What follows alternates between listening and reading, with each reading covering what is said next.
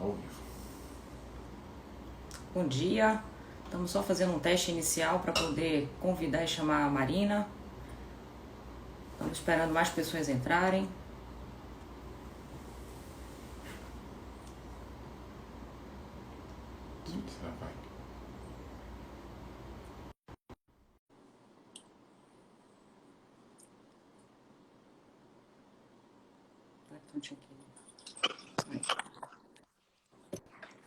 Oi, Marina, tudo Boa bem? tarde, bom dia, não sei. Bom Tudo dia, bem? boa tarde já. Como vocês estão? Marina, é por aqui nessa luta, que nem você. Um pouquinho mais no aperreio, digamos assim, ainda, né? Porque ainda estamos que falta tudo e que nós estamos ainda passando por tudo que vocês já passaram.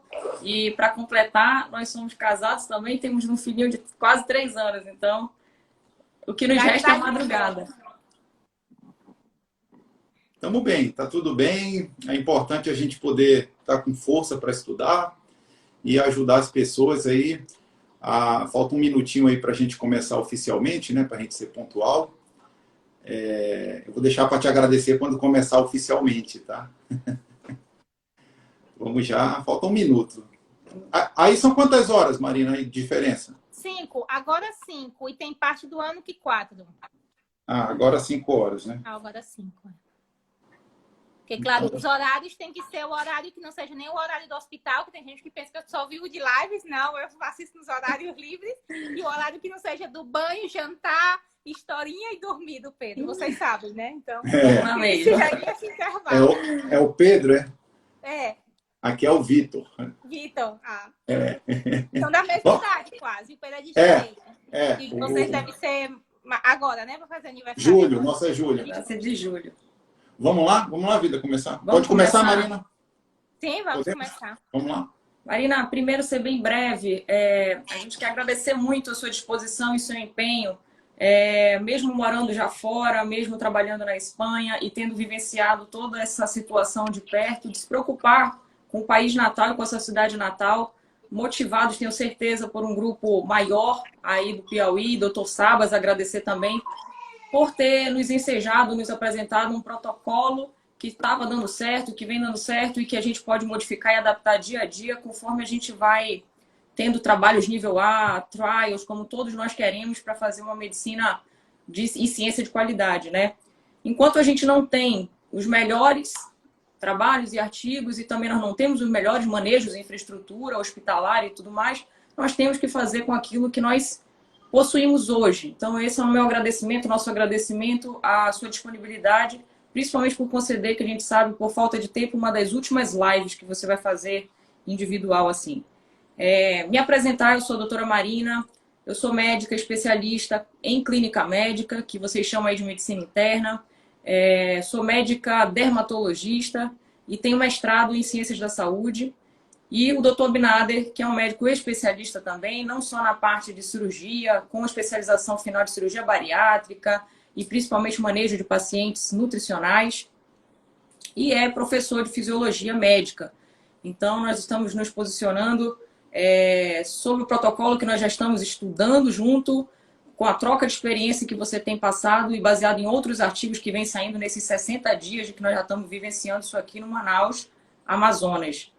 Nós estamos numa situação bem crítica aqui, então é muito importante nós colocarmos isso, que nós precisamos tomar poder de ação, nos posicionar como médicos, como cientistas, com artigos novos que estão saindo. E eu vou passar um pouquinho a palavra para o Abinader. Bom dia, pessoal. Boa tarde aí para o resto do Brasil e aí para a Espanha. Para ser breve, a gente começar a nossa discussão.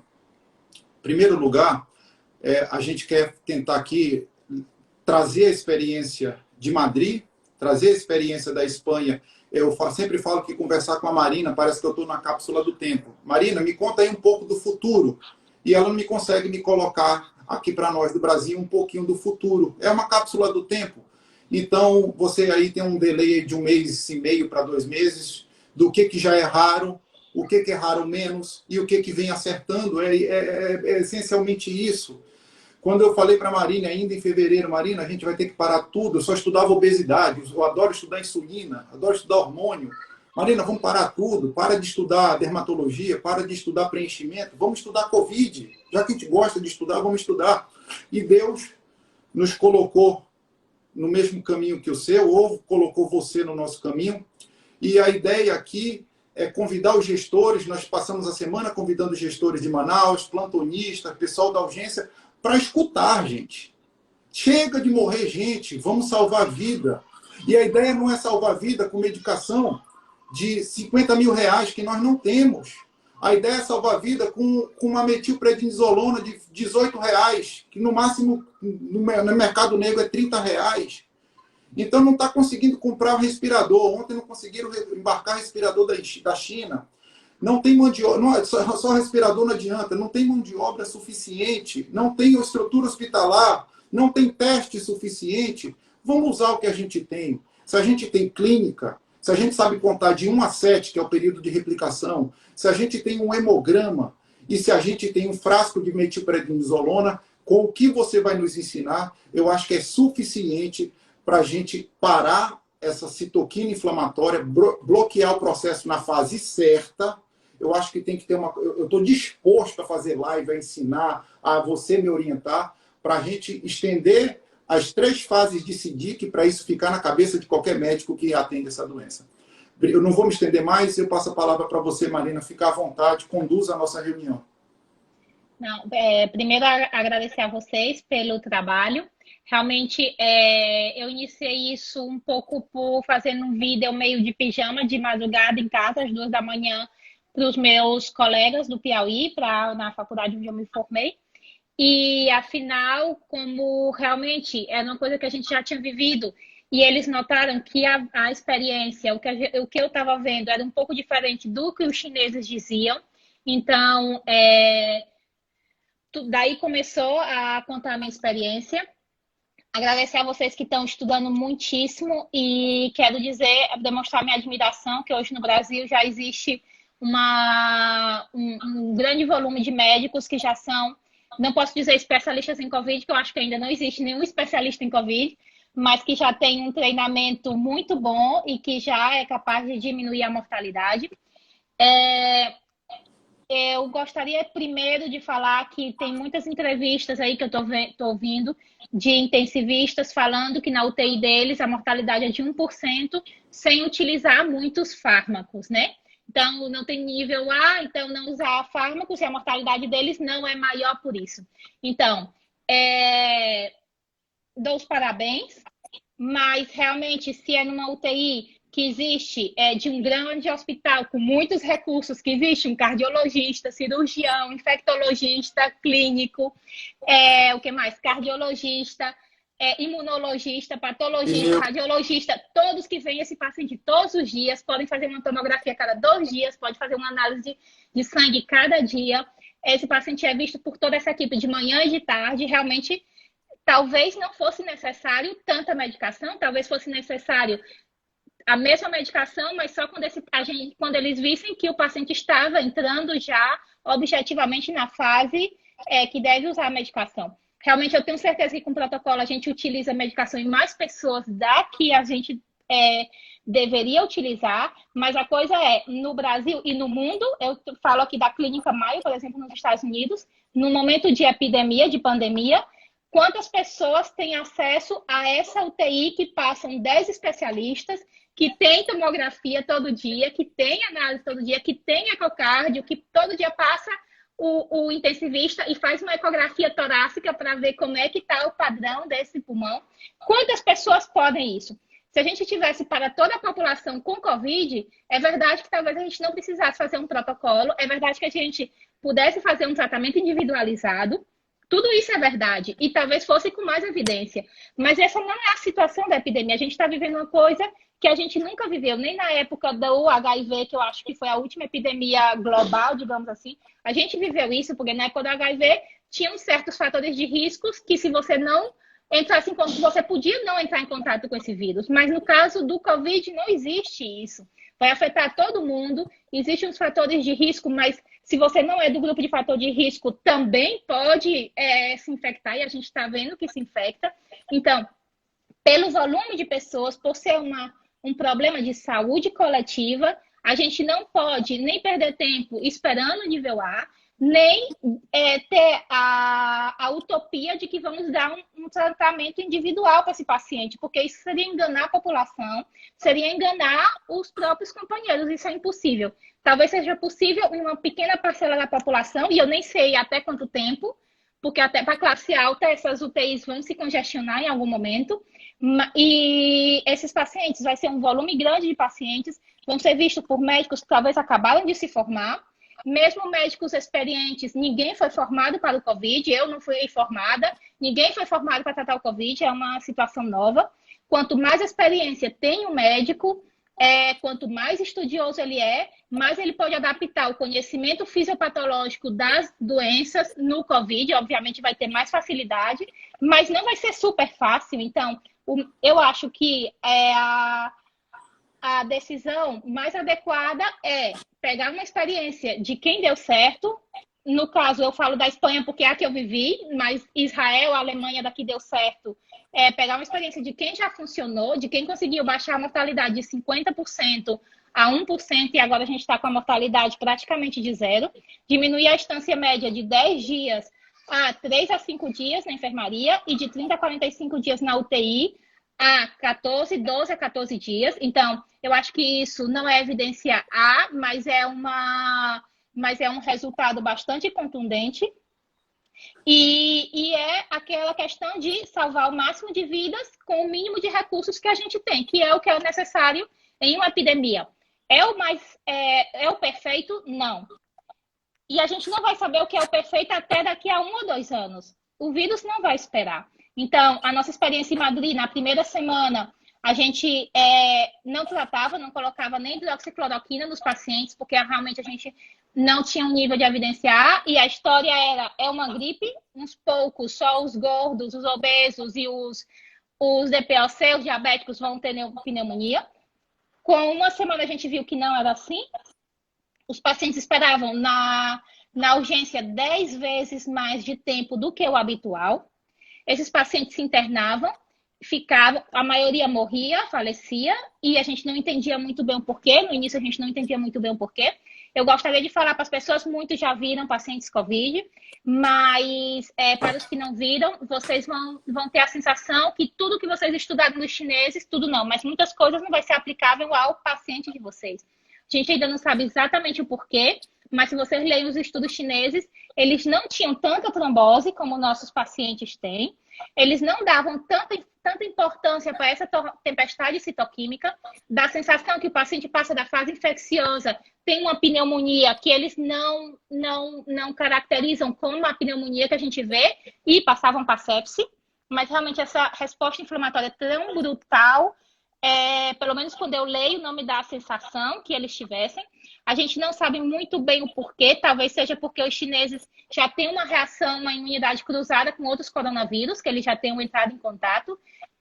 Não sabemos exatamente o porquê. Existe outra teoria também que o tipo de vírus lá é uma cepa L, me parece, eu não me lembro exatamente, que 70% dos de Wuhan eram dessa, e nós não temos, a maioria dos europeus não é essa cepa, a gente não sabe muito bem o porquê. A questão é que os nossos pacientes não são como os deles, então, daí a gente tira 2 conclusões. Que a gente não pode levar 100% em conta o tratamento, a eficácia do tratamento deles ou a mortalidade, porque nossos pacientes não se comportam da mesma maneira que os deles. E logo, muitas coisas dos tratamentos deles, eles tiraram, não do Covid, que eles não tinham experiência no Covid, eles tiraram de dados do MERS e do SARS.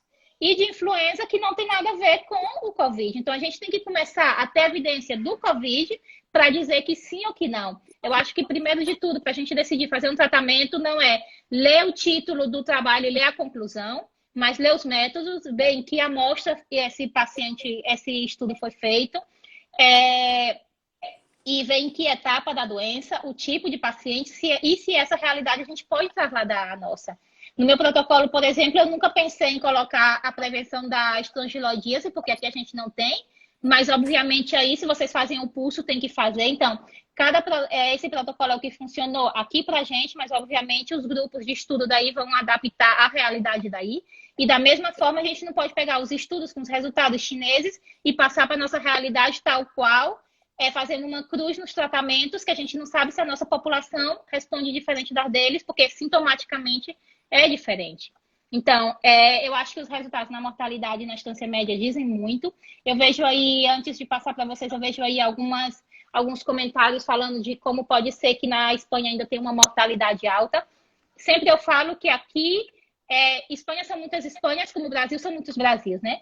No começo, o Covid foi em São Paulo e provavelmente a mortalidade, por exemplo, dos estados que chegou depois vai ser diferente.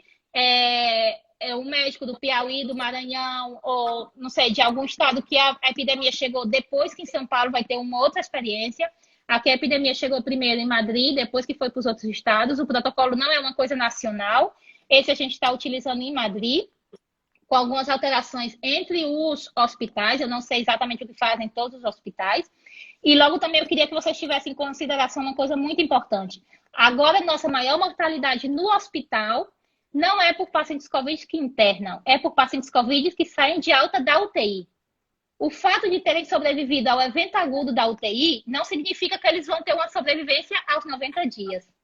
Quase todos que saíram da UTI estão falecendo depois de 1 mês, 2 meses, porque tiveram fungemia, bacteriemia, endocardite, insuficiência renal, insuficiência hepática, trombose de veia porta, barotrauma pela intubação. Então, realmente, muito dessa mortalidade que a gente está vendo agora é de pacientes de há 1 mês. Então, uma coisa, tratar, mais um motivo para tratar a fase inflamatória de maneira precoce. Ir para a UTI não significa sobrevivência, ao contrário, ir para a UTI, para mim, opinião pessoal, significa fracasso no tratamento. Não digo fracasso do médico, hein? Eu digo fracasso no tratamento desse paciente, porque talvez tenha chegado tarde, recursos ou o que for. Fracasso no tratamento. Muitos pacientes que a gente está vendo agora que não foram tratados porque a gente não tinha tratamento, a gente está vendo as sequelas pulmonares desses pacientes, sequelas neurológicas, muitas sequelas. Não sabemos se tivesse feito o tratamento. Os que a gente fez o tratamento estão começando a chegar. Esses, a maioria, a imagem já se normalizou, já é normal, porque a gente não pegou na fase de fibrose. Pegar paciente na fase de fibrose já é irreversível, como qualquer fibrose no corpo. Todo mundo sabe que uma fibrose é cicatriz. E isso, a primeira semana não usamos nada, na segunda hidroxiazitro. Obviamente, os pacientes na fase inflamatória da hidroxiazitro com pneumonia grave já não vai servir. E a partir de 1 mês e meio a gente começou a usar os pulsos de corticoide e realmente foi uma mudança total no prognóstico. Antes a gente tinha hidroxiazitro e passava direto para o tocilizumab. Ao ser uma medicação cara, o hospital não liberava para todos os pacientes na fase inflamatória, obviamente. Então, a gente tinha aí um oco de 10 dias que o paciente perdia a janela terapêutica antes do tose e que isso já não passa com a metilprednisolona. Então, realmente, para mim, isso é suficiente. Marina, muito boa as colocações. Você falou de uma situação, porque nós também vivenciamos isso aqui, nós temos vários Brasis, né? Nós temos o Brasil do Norte, o Brasil do Sul, do Sudeste, e aqui no Norte hoje nós temos mais de 10 mil casos confirmados de doença, inclusive isso está no boletim disponível de ontem, 6 mil casos só no município de Manaus, que é a capital, e nós temos 4 mil no interior já. Nós temos 630 casos novos todos os dias sendo diagnosticados, e vale lembrar que hoje nós temos mais de 1.000 pacientes internados, 1.300 pacientes internados. Dentre eles, pelo menos metade estão em UTI. Então, assim, isso é um caso grave que a gente está começando a visualizar exatamente por essa falta de estadiamento da doença. E aí quem vai sair na frente com essa captura até mesmo de colegas médicos inexperientes sendo capturados agora para trabalhar na linha de frente, pessoas com menos experiência, talvez com menos bagagem e até mesmo com não conhecimento de tantos estudos, como a gente está vendo sair todos os dias, isso vai trazer alguns empecilhos para a gente conduzir melhor esse paciente, porque nós verificamos que CIDIC foi um marco, ele foi o que melhor colocou com colaboradores, que é de Harvard, que colocou a melhor estadiamento da doença, das fases da doença. Então, você trabalhando em cima dessas 3 fases e sabendo colocar seu paciente de forma precoce dentro de uma caixinha dessa fase, acompanhar dentro do possível, com condições ideais de medicina que nós sempre pregamos, como exames mínimos, um hemograma, alguns marcadores inflamatórios, e isso a gente está defendendo muito a necessidade de se estruturar um protocolo de talvez de hospital-dia, de atendimentos onde o paciente que seja atendido de forma precoce, ele seja analisado, examinado com o mínimo de recursos possível, uma imagem tomográfica ou radiológica, dependendo do lugar, e que seja iniciado o tratamento a fim de evitar o achismo de quem será que vai agravar, qual é a bola de cristal que nós não temos nesse momento. E mais, a gente sempre defende que enquanto nós não temos todos os níveis A, nós não podemos deixar de agir com o que temos hoje. E não são medicações tão caras assim que nós estamos falando. Hoje, no panorama mundial, nós temos mais de 12 terapias sendo pesquisadas. Terapias excelentes, anti-interleucina 6, outros com imunoglobulinas, enfim, com plasma, outras medicações até mais baratas, e dentre essas nós estamos falando das medicações que nós estamos também propondo ser utilizado, que é a hidroxicloroquina, o antibiótico ácido com ação antiviral, você fazer a utilização com 2 marcos precoces, que seria na fase, antes de iniciar a fase inflamatória, que é a metilprednisolona, e o anticoagulante. Quando eu digo anticoagulante, os colegas não podem se assustar com a ação de anticoagulação apenas, mas sim de anti-inflamação que antecede essa fase de trombos.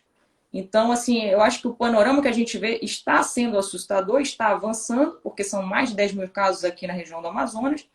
E, pasmem, mas eu peguei um boletim no dia 23, ou seja, 15 dias atrás, mais ou menos, e nós tivemos uma triplicação de casos no Brasil, que eram de 49 mil, foi para quase 150 mil casos.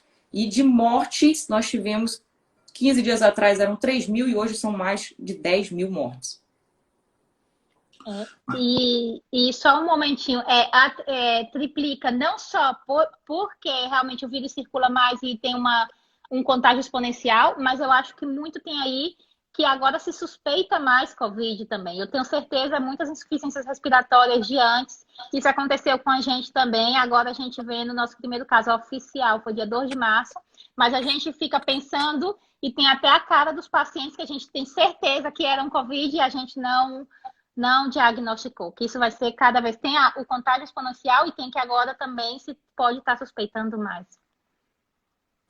Marina, de uma forma, eu sei que você já falou várias vezes, mas de uma forma objetiva, tem gestores que estão assistindo pela primeira vez o seu protocolo, e eu vejo que muitas pessoas ficam na mesma pergunta: por que o Ministério da Saúde não aplica? Por que o CFM não aplica? Então, assim, de uma forma bem objetiva, ainda não é aplicado porque não é um protocolo estandartizado, não é um protocolo de nível A que foi publicado, é uma experiência de serviço com muita boa vontade da doutora Marina de Madrid de nos explicar o protocolo do hospital dela, que está disponível aí no Instagram, na bio do Instagram dela, tem um PDFzinho aí disponível.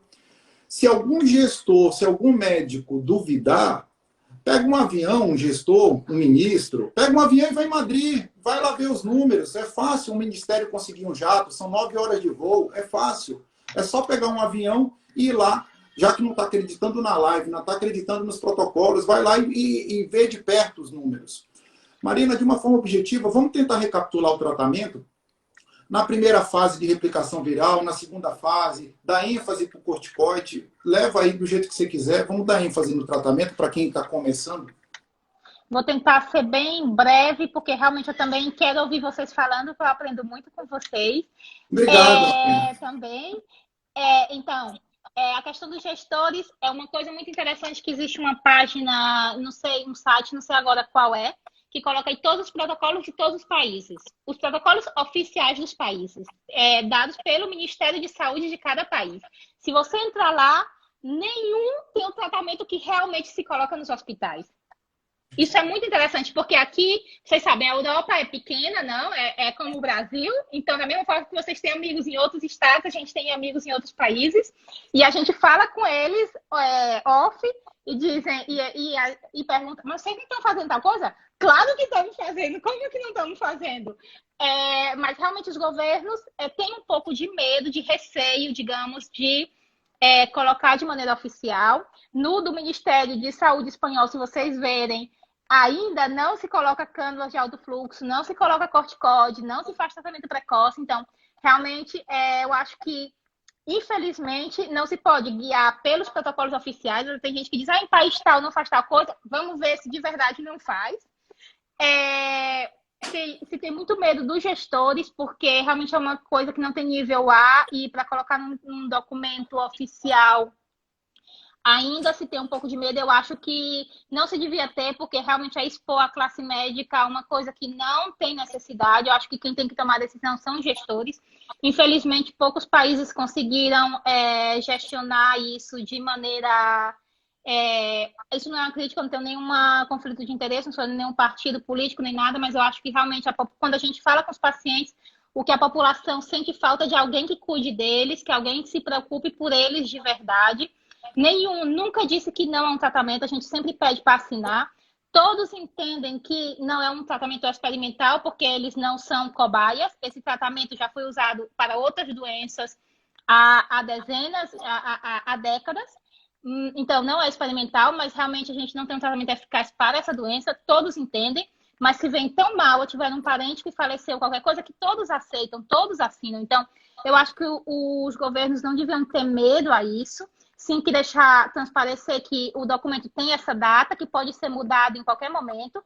Muitas vezes eu tive pacientes que internei e disse, a gente vai fazer isso, isso, isso com o senhor. E depois de 2 dias dizer, tudo que eu disse há 2 dias está errado. Vamos refazer. E realmente o que eles fazem é agradecer. Eles não, a gente pensa que eles vão ter desconfiança, mas eles agradecem, porque eles sabem que é uma coisa nova. Então, acho que os gestores não deviam ter medo disso. Os nossos protocolos são passados pelo Comitê de Ética do hospital e assim dá um certo embasamento, mas realmente se viesse de cima seria melhor. Então, para as fases da doença. A primeira fase é a fase infecciosa, de replicação viral, como qualquer fase infecciosa de qualquer doença. Como interesse especial, não é só um síndrome gripal, é uma síndrome sistêmica, que pode ter sintomas neurológicos, uma cefaleia muito importante que não melhora com o tratamento habitual, a anosmia, que é falta de cheiro, a ageusia, que é falta de gosto. Alguns pacientes têm convulsões, porque pode ter uma descarga simpática muito importante e pode ter como alteração, como se fosse uma intoxicação de cocaína. É muito, muito infrequente na ausência de transtorno pulmonar, mas tivemos algum. Também se caracteriza muito por cortar a sensação de dispneia do paciente, de taquicardia. Então, o paciente não responde muito bem como uma sepse bacteriana, que em seguida o paciente está muito taquipneico, ou seja, com a respiração ofegante e muito taquicárdico. Então, todas as escalas de gravidade das pneumonias normais, a de Fallin, a de Kurb, não devem ser levadas em consideração para escalar a gravidade dessa doença, porque os pacientes não vão ter esses critérios. Vocês vão mandar para casa um paciente grave, sem parecer grave. Essa fase dura mais ou menos 5 a 7 dias. Tem a exploração física é normal e pode também ter sintomas digestivos, diarreia, náuseas, vômitos e muita astenia, febre, muito deterioro do estado geral. A partir do 7º, 10º dia, nessa fase infecciosa, a gente daria a hidroxicloroquina com a azitromicina e o Clexane já. Nessa fase já começa a ter em alguns pacientes já aumenta o dedímero. E também para os pacientes que vão entrar na fase inflamatória, isso é profilático para os que vão entrar na fase inflamatória. Antiagregante oral não diminui a probabilidade. Nesses pacientes que já tomam anticoagulação por outros motivos, como FA e tal, nesse momento não precisa trocar a anticoagulação, mas não está indicado iniciar o Rivaroxaban no lugar do Clexane. Nem os hematologistas fazem isso, porque eles consideram que é um processo trombótico estranho, que eles consideram estranho, com a fisiopatologia que a gente ainda não conhece. Então, anticoagulantes que têm outros mecanismos de anticoagulação, eles não indicam mais que as heparinas. Perfeito. A partir do 7º, 10º dia, alguns pacientes, cerca de 20% dos pacientes, ou seja, não vão ser todos, vão entrar na fase de inflamação. Na fase de tratamento precoce, o tratamento não é estandarizado para todos os países, nem todos. Na Espanha, por exemplo, não se dá em todos os hospitais. Ainda não se sabe muito bem se evita a fase inflamatória, mas já existem estudos que dizem que recorta a fase infecciosa de 7 dias a 2 dias e meio. Então, se ele é capaz de diminuir os sintomas, eu entendo que ele é capaz de passar de uma fase para outra, né? Isso a gente chega num raciocínio lógico. Não temos como ter uma bola de cristal para saber que pacientes entrariam se não tivesse tido tratamento, mas realmente se ele recorta os sintomas, ele é capaz de passar para... talvez ele seja capaz de passar para a fase inflamatória. Para pacientes assintomáticos, aquele típico que conviveu com um paciente COVID e tem PCR positiva e não apresentaram sintomas, 30% não vão apresentar sintomas, esse paciente só necessita isolamento, não tem nenhuma indicação de tratamento, não vamos ficar loucos com isso. Assintomático não precisa de tratamento. Se é assintomático é porque, pelo motivo que for, seu sistema imune conseguiu passar de uma resposta inata para uma resposta de memória, não sabemos por quê, mas ele foi capaz, então não vai ter uma resposta imunológica exacerbada, obviamente. E a partir do 7º, 10º dia, ele vai entrar numa fase de inflamação, que antes se falava muito de inflamação pulmonar, mas a gente já viu que pode ser uma inflamação em vários órgãos. Na fase 2A,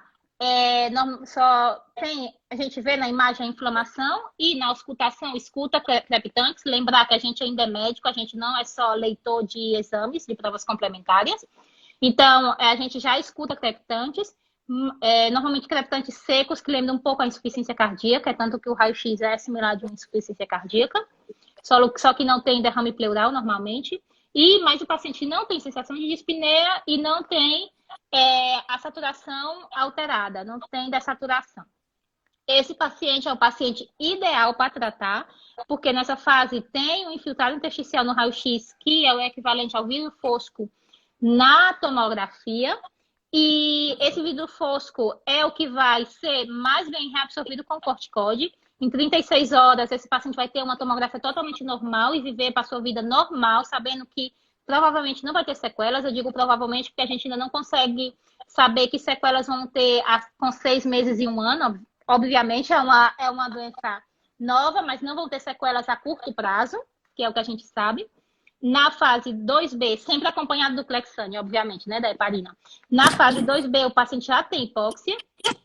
Então, o tratamento é o mesmo, mas a gente tem que entender que, radiologicamente, a gente ainda não faz, né, não se pode fazer anatomia patológica nos pacientes, com exceção de laboratórios nível 3, de segurança.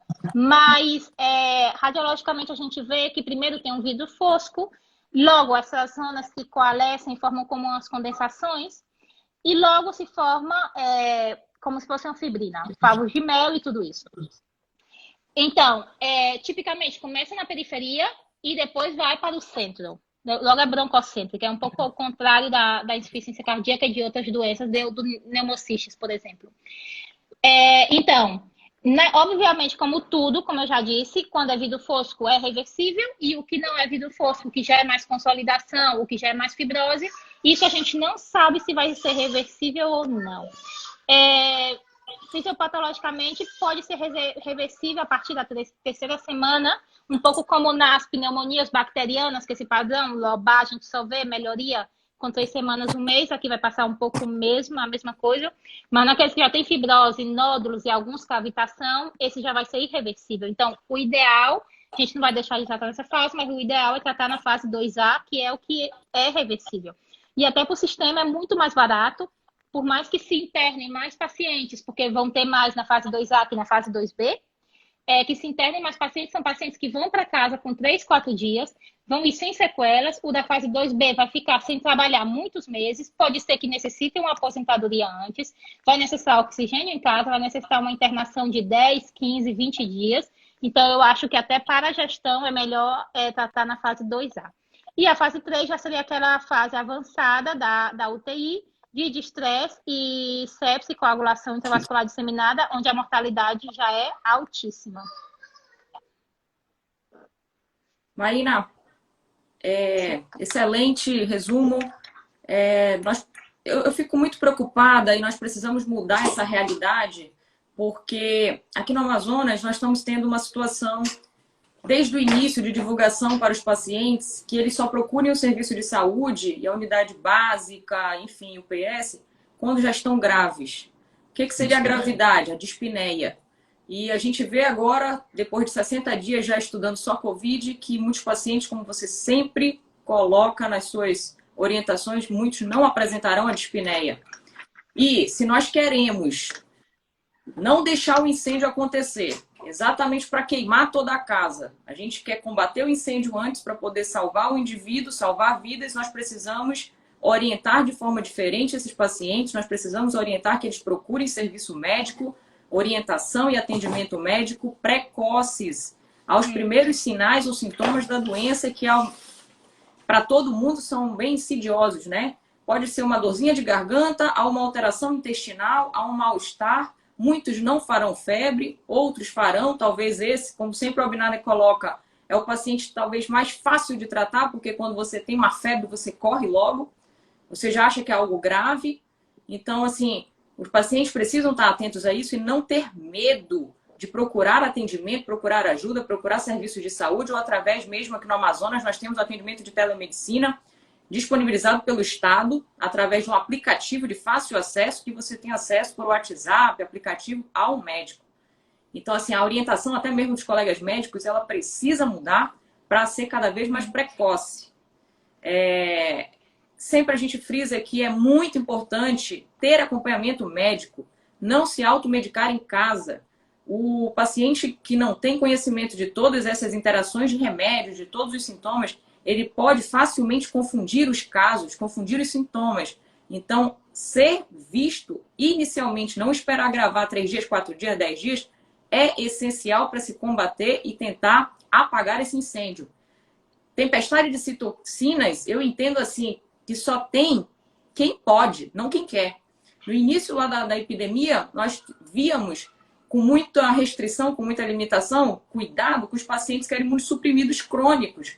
Nós estávamos preocupados com esses casos que fazem imunobiológicos, corticoides por longa data. Aqui nós temos casos alarmantes de tuberculose, hanseníase, doenças pulmonares obstrutivas crônicas, como aí deve ter também, enfisema, DPOC, etc.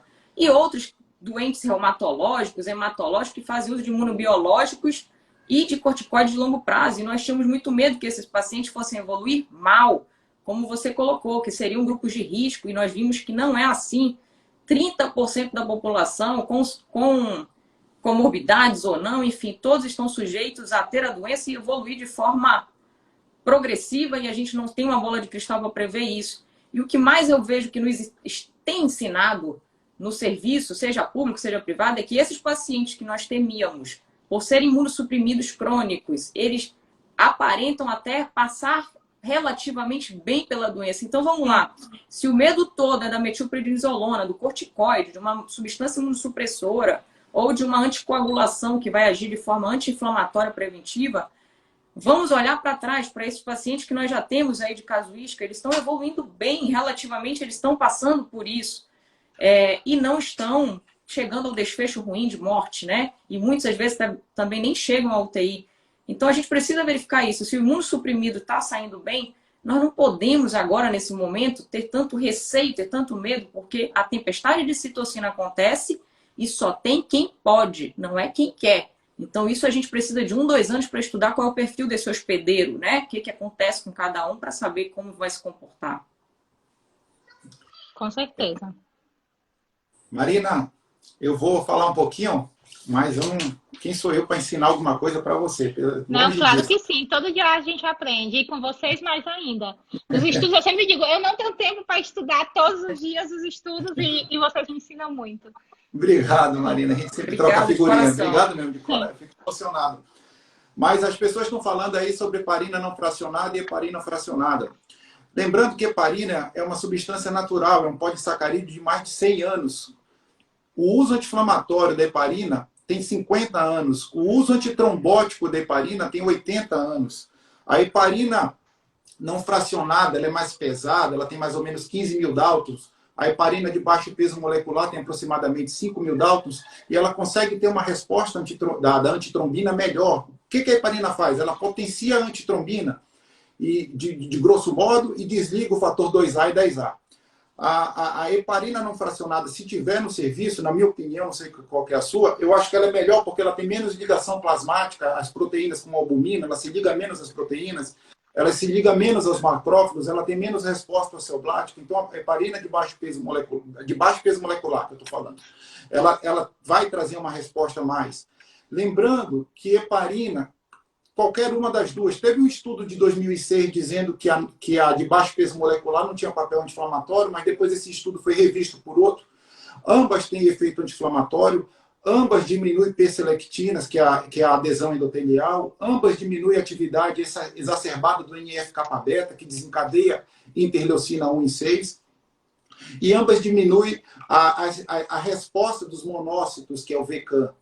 Então, eu acho importante a gente usar a heparina com prescrição médica já na primeira fase, se o estado, se o município é muito mais barato gastar com heparina de baixo peso molecular do que gastar com UTI, do que gastar com ventilador, é muito mais barato.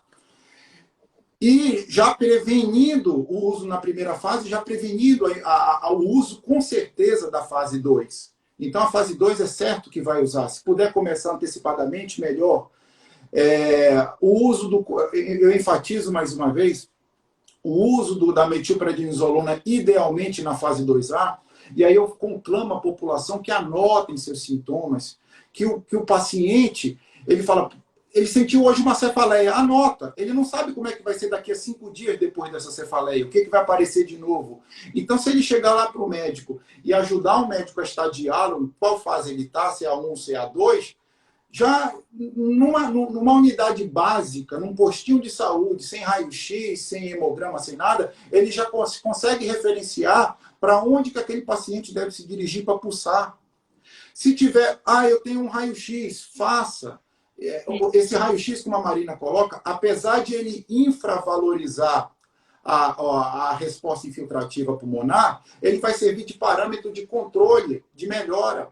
Então, nas próximas 24 horas, 48 horas, talvez eu não tenha TC de baixa radiação disponível, e talvez eu não tenha TC, e talvez esse paciente não possa ser exposto a TCs seriadas, eu vou acompanhar essa melhora com radiografia seriada. Então, por mais que faça uma TC no primeiro momento, se conseguir, faça também um raio-x para que a gente consiga seriar com raio-x, para que a gente consiga acompanhar essa resposta desse paciente.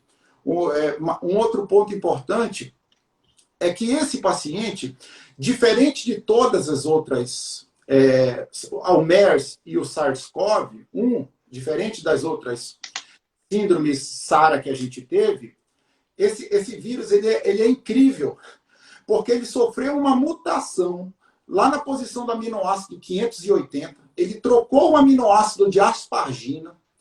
Os primeiros SARS, você vê que ele tem uma predileção pela árvore respiratória inferior. Tanto é que a contaminação do primeiro SARS foi muito menor, porque não tinha muito SARS, o SARS-CoV-1 não tinha muito na mucosa nasal. Esse vírus, ele conseguiu sofrer uma mutação na aspargina. A interação dele com o receptor ACE2 é incrível.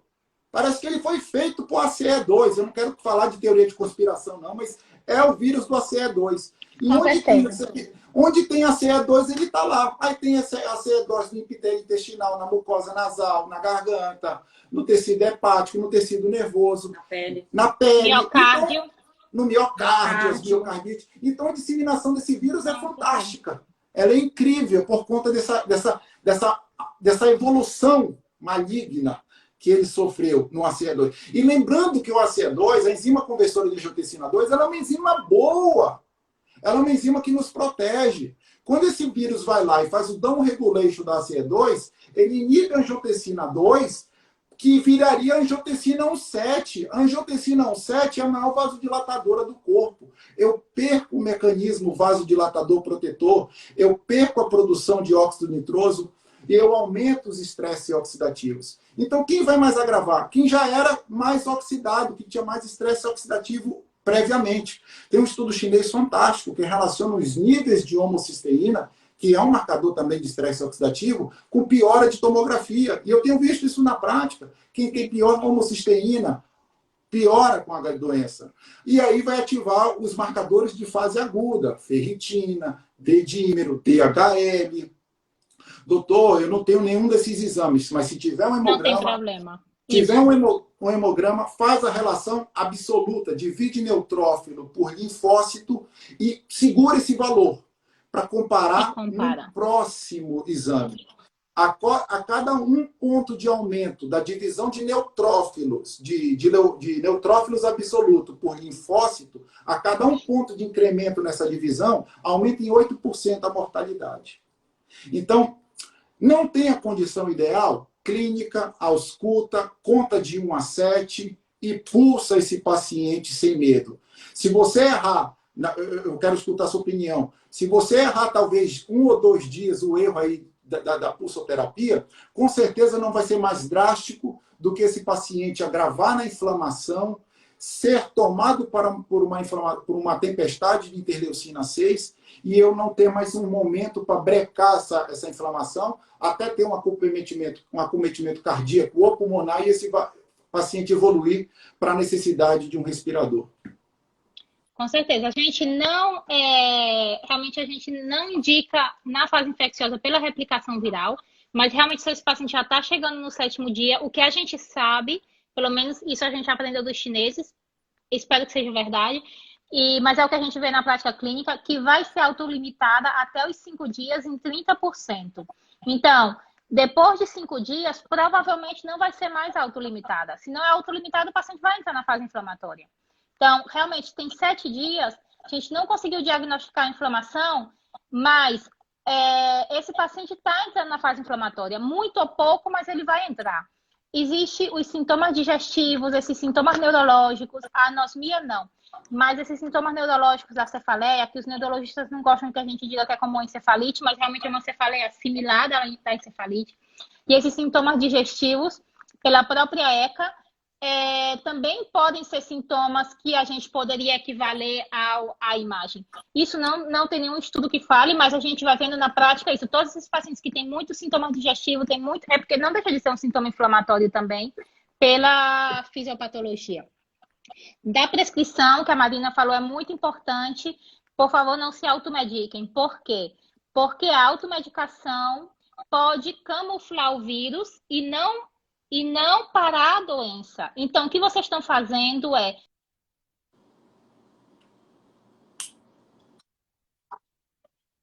no 7º dia, vocês vão ter os sintomas no 15º dia e o pulmão já vai estar com fibrose e vocês só atrasaram o diagnóstico e o tratamento eficaz. Então, procurem um médico. Como eu disse antes, eu tenho muita confiança e já muitas equipes do Brasil que estão fazendo um trabalho louvável, muito, muito digno. Eu costumo dizer que os protocolos são iguais aos daqui.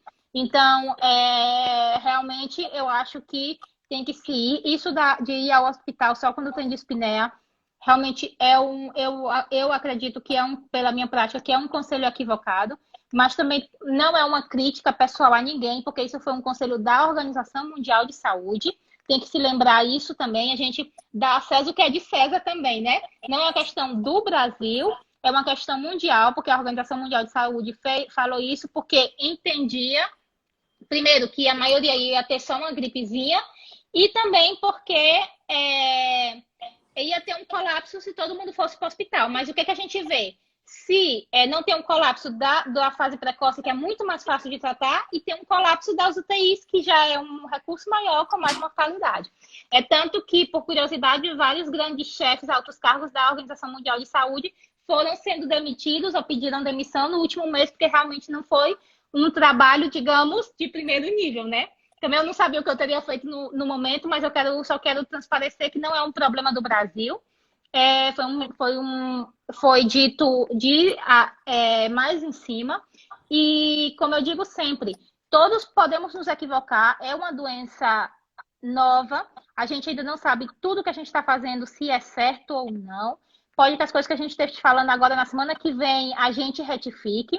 Mas a questão não é ter a razão. É fazer o melhor com a informação que a gente tem hoje e ter a dignidade suficiente e o amor à profissão de retificar quando a gente saiba que tem que retificar e que tem que corrigir. Mas nesse momento, com a experiência atual, o tratamento que eu acredito mais é esse que eu estou indicando, e é tanto que foi o que eu tomei quando eu passei pela doença. Então, Tem que ser, né? Então, eu acho que a gente tem que ter humildade para retificar. Não é questão de criticar, a gente não pode se desunir, nem se separar, nem gestores, médicos, nem população, são os três níveis. Os três níveis têm que estar unidos e tentar o melhor para todos. E realmente vão ter muitas decisões equivocadas, mas a gente tem que tentar evitar isso pela experiência dos outros e tentar consertar quando a gente veja que está errado, né? Como tudo no mundo. E do raio-x, só dizer uma coisinha que eu acredito muito no raio-x. Aqui é primeiro mundo e eu trabalho ainda mais no hospital particular. A gente não faz raio-x, não faz tomografia para todo mundo. O exame inicial de imagem é o raio-x. Se o raio-x for normal, análise normal e paciente tem sintomatologia de 3 dias, não se faz nada mais, se manda com tratamento precoce. E se o paciente está com sintomas de mais de 7 dias ou mais de 5 dias, muito deterioro do estado geral e já tem reagente de fase aguda na análise de sangue e o raio-x ainda é normal, porque a gente sabe que tem um delay da tomografia por raio-x. Então, nesse caso, a gente faz a tomografia não para diagnosticar o Covid, mas para dizer, você não tem Covid, pode ir para casa tranquilo. Ou não tem Covid, tem outra coisa, vamos procurar outra coisa. Ou seja, naquele paciente que tem um raio-x alterado, que muitos na fase 2B vão estar alterados todos, nesse paciente não se precisa uma tomografia. A gente está vendo um raio-x horrível, a gente sabe que a realidade dele é horrível em dobro, ou seja, ou em triplo. A gente não precisa de uma tomografia para dizer exatamente quando o pulmão está afetado. O que não vai mudar a tua conduta, não peça. Ou seja, tua conduta vai ser a mesma na fase, né? Se tiver 50%, 75% do pulmão afetado, tua conduta vai ser a mesma. Então, para que vamos estar fazendo exame sem necessidade? Essa é a nossa orientação daqui. Eu sou muito disso, eu sou muito de insistir na metilprednisolona, porque é o que eu conheço, eu não conheço outros corticóides, mas eu acho que tem que se gastar no que tem que se gastar, e tomografia para todo mundo, e tomografia a cada 2 dias, eu acho que não é necessário. Sim que é necessário que os médicos aprendam a ler o laudo das tomografias, que eu vejo muitas vezes que repetem porque nem sequer entendem se está melhor ou está pior. Que os radiologistas informem de maneira mais clara para os médicos jovens, porque realmente utilizam uma expressão que não se entende, pelo menos dizer vidro fosco, condensação, sinais de fibrose incipiente, favos de mel, cavitação. Que isso é uma coisa que todo mundo entende. Não precisa dizer Covid, mas dizer palavras que as pessoas entendam, ou pelo menos um resuminho, dá a tua descrição, mas faz um resuminho. E eu diria também para os gestores, da mesma maneira que os tomografias são informadas, que contratem radiologistas para informar os raios-x também, porque para os médicos mais jovens vai ser uma diminuição do gasto. Eu sou muito a favor dos radiologistas, dão muita informação nessa doença, na ausência de anatomia patológica, eles são mais próximos à anatomia patológica. A gente não opera pacientes com Covid para saber como é in situ. Então, eles são quem dá mais informação para a gente, são eles. Contratem, que informem as radiografias, que vocês vão evitar muita tomografia informando as radiografias.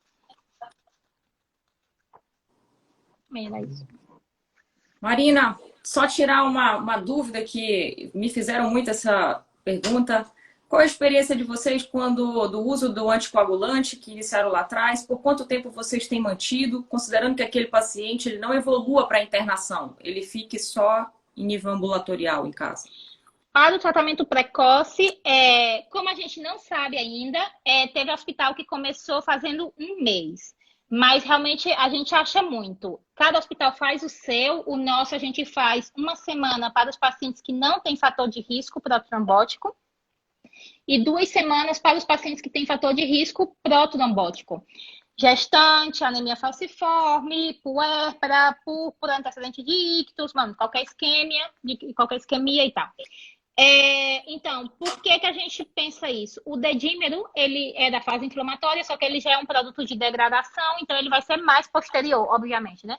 E é isso que a gente vê. A gente vê a inflamação e a trombose a gente vê aí para segunda, terceira semana, quarta da inflamação. Não é tão precoce. Mas a gente entende que se esse paciente não entrou na fase inflamatória, mais de 2 semanas, mais de 1 a 2 semanas, ele não vai ter necessidade. Mas digo que tem gente que dá até 1 mês. Perfeito. Legal. Estão pedindo aí várias vezes para a gente falar mais uma vez de corticoide.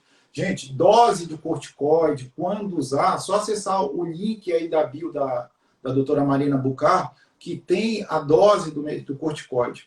Aí toda hora perguntam, pode fazer hidrocortisona, pode fazer Dexa, pode fazer... Gente, a maior, eu vou falar primeiro, até as palavras que eu já escutei da doutora Marina. A melhor indicação que ela tem, a experiência que ela tem é com metilprednisolona. Eu tenho consultado os estoques dos hospitais, conversado com os plantonistas, tem muita metilprednisolona aí disponível. E se não tiver, tem que fazer pressão para os gestores adquirirem. Não é um medicamento que está em falta, é um medicamento barato. Não adianta a gente ficar testando outro corticoide agora, dando outro tiro de corticoide, sabendo que um já deu certo. Se alguém tiver disposto a fazer um estudo, a fazer aí um protocolo paralelo para testar outro corticoide, vai ser bem-vindo. Mas é guerra, eu estou no fronte de batalha, o inimigo está atirando. Eu sei que com a munição que eu tenho, eu consigo atingir o inimigo. Eu não sei com a munição nova se eu vou conseguir atingir o inimigo. Então, não estamos falando de um antirretroviral, de uma imunoglobulina. Estamos falando de metilprednisolona, R$18 a R$30 no máximo no mercado aí, no máximo. Mas o pessoal tem conseguido a R$18, R$20. Então tem que usar o que tem, não adianta a gente ficar tentando com outra coisa, porque depois não dá certo, aí a gente tem esse viés, a gente não sabe se foi ajuste de dose, se foi um manejo errado do corticoide. A gente já tem aprendido aí com vocês da Espanha, nós temos feito muito aqui, excelentes resultados. Eu estou feliz com Manaus, eu estou vendo os colegas, mesmo sem atitude do governo, mesmo sem uma atitude de um protocolo oficial, fazendo. Pelo protocolo de Helsinki, você tem que fazer o melhor para o seu paciente. Isso diz no item 2 do protocolo de Helsinki, nós somos obrigados a salvar vidas, com o melhor que nós temos, com as ferramentas que nós temos. Então, se nós temos corticoide para usar, eu até me emociono de falar isso, se nós temos corticoide para usar e nós sabemos a fase da doença para usar, a Espanha está ensinando humildemente para a gente como usar, vamos usar, gente. Não vamos esperar em outubro sair o estudo A1. Não vou esperar, não. Eu quero salvar a vida do seu João, da dona Maria, fazer bem sem olhar quem. Tem que usar, sim, corticoide. Está aí a dose já no link da bio da doutora Marina Bucar. Gostaria que alguém perguntasse para um paciente, pensasse, imaginasse a cena. Senhor João, você tem Covid, eu fiz um diagnóstico maravilhoso pela tomografia, fiz todos os exames laboratoriais que existem, e aí descreve tudo que ele tem na tomografia, na análise. Não tem um tratamento para lhe dar agora, mas volte daqui a 6 meses que eu vou lhe tratar perfeitamente. Imagine essa conversa, né? A gente não... É inimaginável. As pessoas não querem saber exatamente o nome, o sobrenome, como é que está o raio-x, a tomografia dele. Ele quer saber que vai ficar bem. Exatamente isso, Mário. E do corticoide, eu queria só frisar uma coisa. O corticoide na fase inflamatória não é a indicação do corticoide na sepse, na UTI. Certo? Tudo bem? Tudo bem. Falta 2 minutos, só isso, só para a gente saber. Tá, só um segundo. Que é o corticoide da sepse na UTI, eles colocam dexametasona, hidrocortisona, mas essa é uma indicação mais próxima à reumatologia do que a sepse da UTI. Não estamos falando do estágio 3, estamos falando do estágio 2. Isso também para que as pessoas, quando queiram fazer a equivalência por conta própria, pensem isso. Nada, agora despedir, vocês têm que falar do protocolo de vocês de Manaus ainda, parabéns. Eu me sinto muito honrada de estar com vocês. Estou conhecendo pessoas maravilhosas e eu espero que seja já uma relação de companheiros por muitos anos, que realmente eu me sinto honrada de participar de uma equipe assim. E eu fico muito feliz e emocionada, porque realmente é um trabalho muito bonito, que não só vocês, mas passar a todos os companheiros que estão fazendo a mesma coisa. E é admirável realmente, porque eu não tenho tanto mérito, porque todo o meu serviço fez isso. Eu sempre digo, eu sou uma soldada, eu não fiz o protocolo. A minha chefa sim que teve essa coisa de fazer. E eu indico porque eu já vi, mas vocês estão indicando pelo estudo, por ser admiráveis, por ser pessoas extraordinárias, e é isso que o Brasil precisa. Marina, só agradecer de coração. Já estamos a 15 segundos para terminar nossa live e toda a disponibilidade de vocês e do serviço é algo admirável. Nós precisamos aprender cada vez mais humildemente com profissionais como vocês. Obrigado, Marina. O protocolo que a gente segue é o da Espanha, não tem mistério.